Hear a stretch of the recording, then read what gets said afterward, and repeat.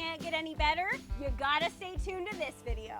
Today we're making a ribeye steak on a charcoal grill with a board sauce. So if you're wondering what a board sauce is, it's pretty much just that. It's a sauce made on the cutting board that you're cutting the steak up onto. But the board is the key here, so you gotta stay tuned. Oh. Board sauce. Before our ribeyes even think about hitting the grill, we're gonna put together our board sauce. We've got a board. Now this is not just a regular cutting board. It's a wooden cutting board that has a bowl in the center. You want to designate a board like this to making board sauce. You don't want to make anything else on a board like this, like anything sweet, like cutting up a fruit salad, cutting up a cake or anything like that, because you guessed it, it's going to taste like garlic. So the first thing we need to do is get some garlic. We're going to split open a garlic clove. Then we're going to take it on our board, super simple, and we're just going to wipe it all over, just like that. And we're going to break down the garlic as we go and try to really get the pipes in there. This is a great opportunity to flex those guns. You can't see it through the coat, but you guys know I'm doing it for you.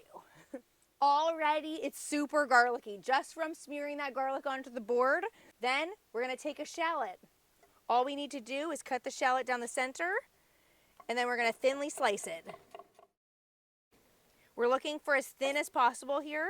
You might be thinking, Maddie and Kiki, what are you doing? This isn't making any sense. That just looks like a pile of junk right now. Hang on. Then we're gonna get some fresh rosemary. You can use any herbs you like, but rosemary and beef are a match made in heaven.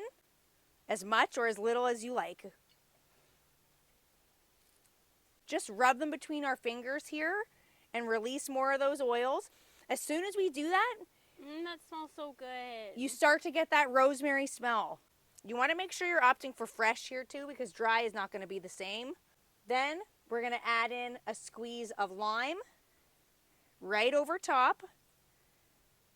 And the acid in the lime is going to start to break down that shallot and make it a little bit more tender. We're going to add in 2 pats of butter on top.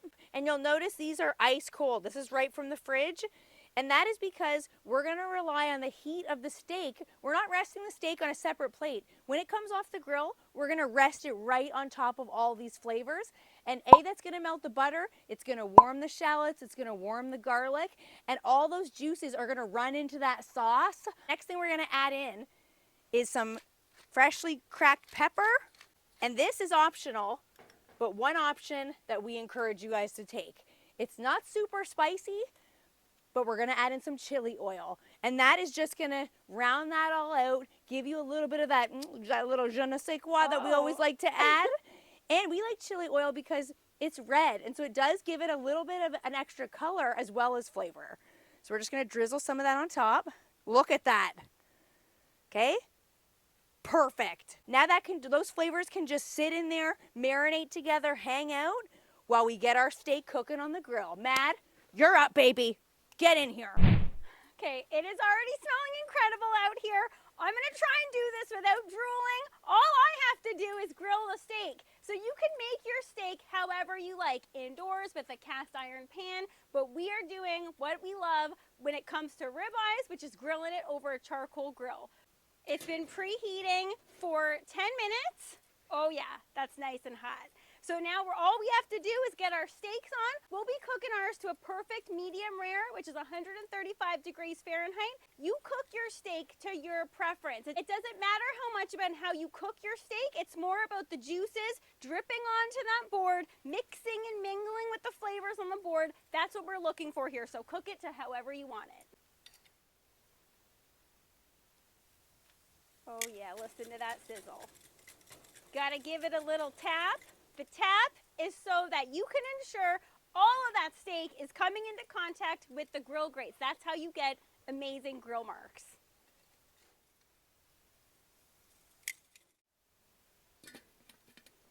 That smells good. This smells good. No, get your face out of it. I want to lick it. No licking. We don't lick around here.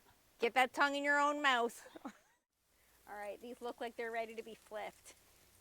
Oh goodness gracious. All right, let's see. Let's see what's happening here. Oh yeah, I could tell this is gonna be good. Oh my goodness.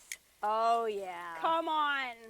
Honey, is your mouth drooling yet? It is. I don't know what's making it drool more, the steaks or the garlic and butter. I think it's the board.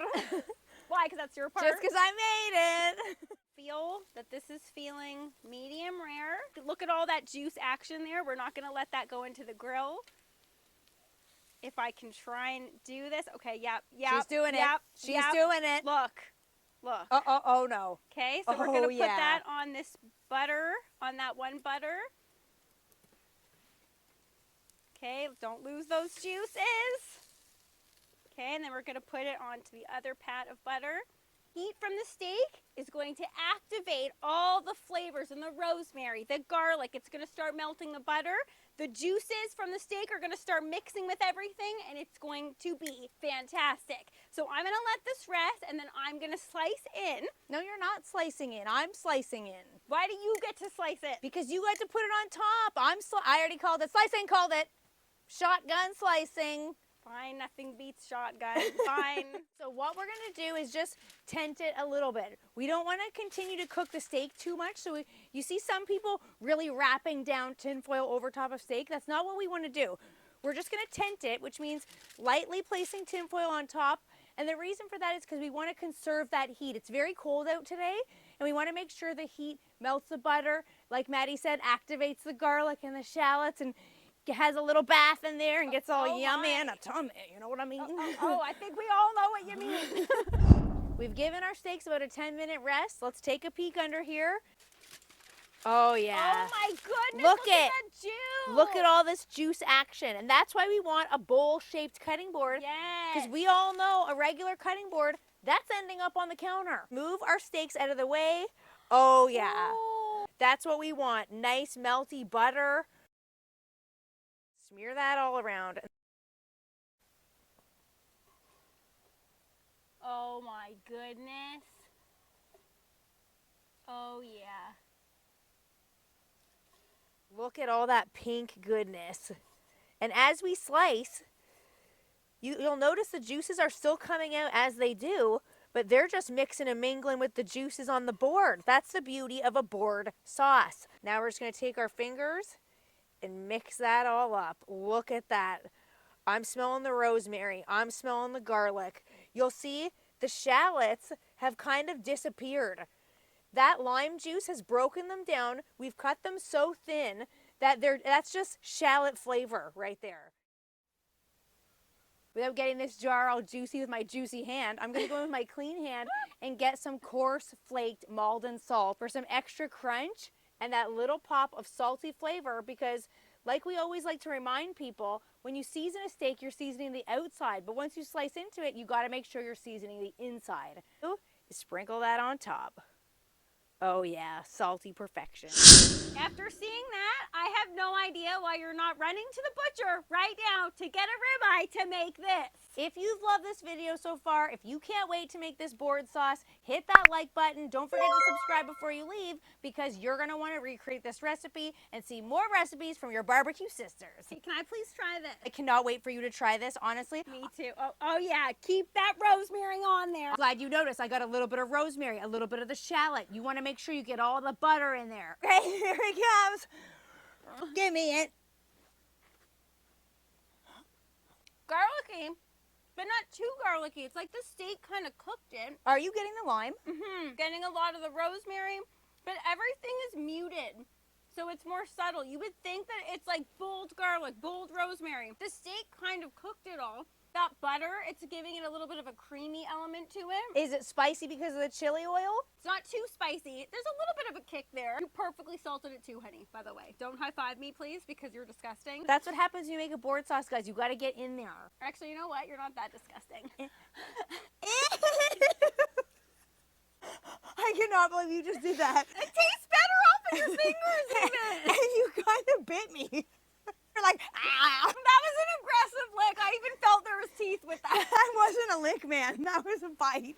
You're high on board sauce. Ow. It needs to come with a warning. You get high from it. Honey, how good does that taste? It tastes so good.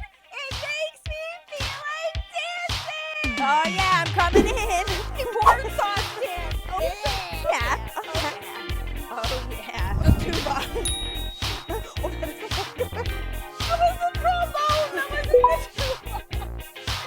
you Don't go. just give me this one.